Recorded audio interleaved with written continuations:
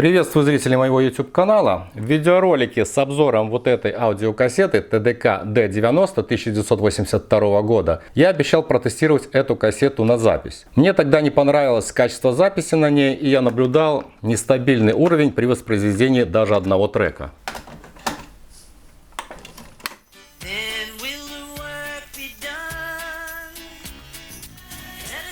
Ну, в общем-то, вот. Но сначала немного истории. Данный экземпляр появился на европейском рынке в 1982 году, как указано на его вкладыше, и произведен в Японии. Модель TDK-D, то есть динамическая кассета, бюджетная кассета, равная или чуть лучше кассет премиум класса. Для сравнения, есть у меня ее одногодка 1982 года TDK AD90, но уже для японского рынка. Расшифровывалась как акустическая динамическая кассета. На вкладыше с данной кассетой изображено отличие АЧХ двух типов TDK-D и TDK-AD. Мелкозернистый оксид железа, используемый при производстве ленты модели D, обеспечивает ровную АЧХ, а поверхность ленты модели AD из сверхмелкозернистого оксида железа позволяет получить подъем в 2,5 дБ максимального уровня. Вот здесь вот указано. Это значение мол, Maximum Output Level, для частоты 333 Гц. Таким образом, лента в кассете AD обеспечивает более широкий динамический диапазон, а значит и высокое значение отношения сигнал-шум при записи, и лучше прописывает высокие частоты. Ну и еще в модели AD90 реализована такая фишка, как сдвоенная пружинящая пластина под подушкой. Дорожки в магнитофонной головке смещены от центра. И если в варианте D пластина цельная прижимает подушку, а с ней и магнитную ленту к центру головки, то в AD лента прижимается конкретной половиной к дорожкам головки. Такое небольшое улучшение для считывания информации с ленты. Кстати, эта модификация использовалась и в кассетах TDK AD 90-х годов, ну и во многих других брендах. Оценим ленты. При одинаковых слегка молочных раккордах с синими полосками цвет ленты у них явно отличается. Лента в кассете D имеет светло-коричневый цвет. На мой взгляд, внешний облик у кассеты D побогаче. Мне нравится фактура корпуса под серую кожу. Внутри они выглядят похоже и обычно. Их механизм оснащен антифрикционными пузырчатыми подкладками для равномерной намотки ленты в катушке. Ролики установлены на штифтах из нержавейки. Я уже произвел запись на кассету TDK AD90 1982 года, японский рынок. Предлагаю послушать некоторые фрагменты, чтобы на слух представить качество записи.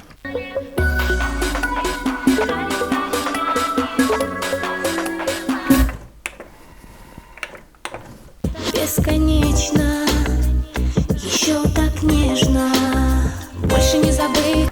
Ну, как-то так. Но вернемся к TDK D90, 1982 год, европейский рынок. Я запишу на нее с генератора частоту 400 Гц на уровне 0 дБ. Но предварительно ее откалибрую.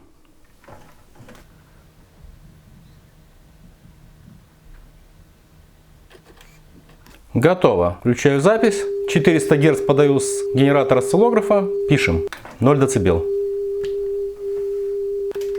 Входной сигнал, лента, 1 к 1. Так, а теперь запишу сигнал частотой 10 кГц на уровне минус 6 дБ. Вот как-то так. Запись. Лента, входной сигнал минус 6 дБ, лента. Ну вот такой результат, что имеем, то имеем. Теперь хочу записать на эту ленту различные частоты. Начинаю с 333 Гц. Предварительно ленту откалибровал. Уровень сигнала подаю ровно 0 дБ. Запись. На ленте также 0 дБ. Хотя вот лента имеет свои какие-то дефекты, и поэтому второй канал немножко скачет. Дальше, например, 400 Гц. 400 Гц, 0 дБ на ленте. Также 400 Гц. Ну, держится, допустим.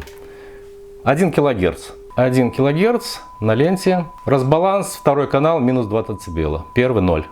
Далее 10 кГц. Нет, допустим 5 кГц еще. 5 кГц.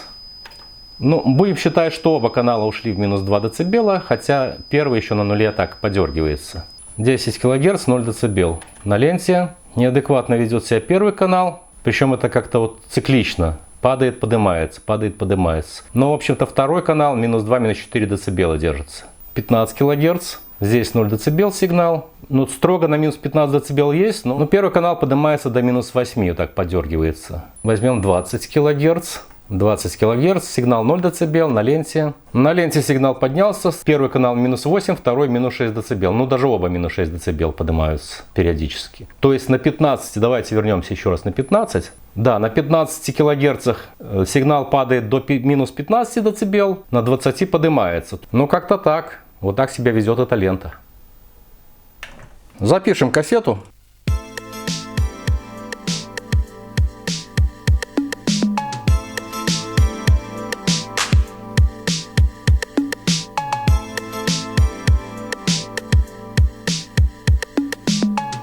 Но максимально я пишу до плюс 4 дБ. Запись.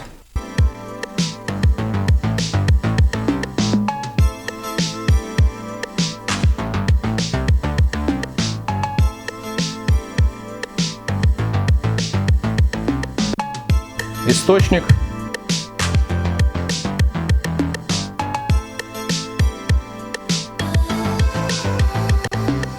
Лента.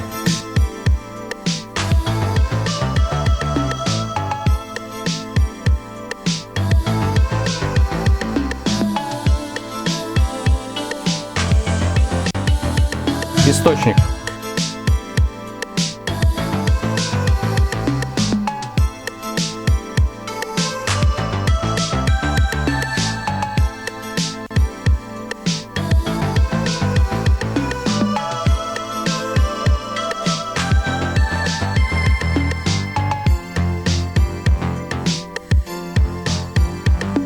Ну, после автоматической калибровки этой ленты первый канал даже поднимается чуть-чуть выше.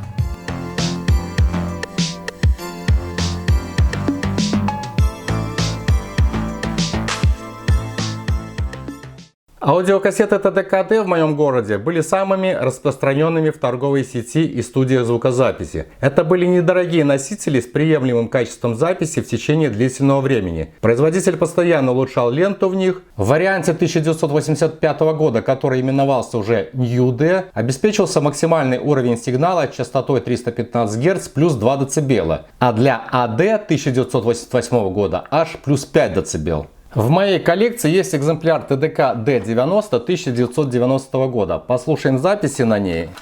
Сделанные вот по отпечаткам карандаша, можно еще отследить, 21.06.1993 года и 26.09.1993 года.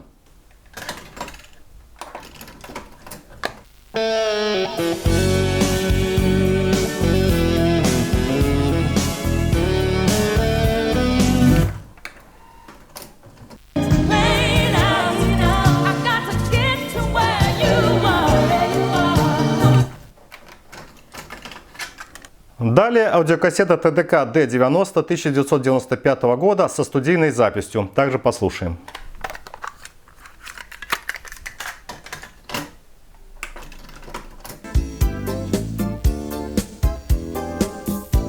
И все, что осталось нам от любви.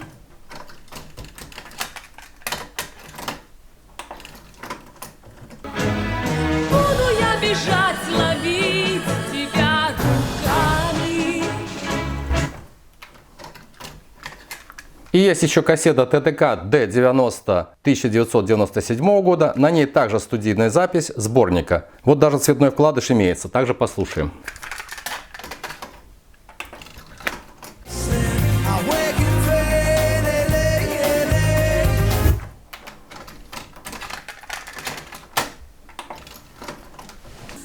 But you don't know, you don't even know that. Эти три кассеты имеют похожие, а может даже одинаковые ленты, корпус и катушки. У вариантов 1995 и 1997 года даже одинаковые подкассетники. В общем-то, запись на всех трех кассетах меня устраивает, и она хорошо хранится почти 30 лент. Лента не посыпалась. Надежные были кассеты. На сайте aqufabas.com даже представлена кассета TDK Super D 1997 года с лентой уже второго типа, но это же, конечно, совсем другая модель. Since you broke my heart, По итогу мне удалось записать кассету ТДК D90 1982 года. На ленте со стороны Б были артефакты, и на этих участках запись легла с искажениями, но не так, как было на предыдущей записи.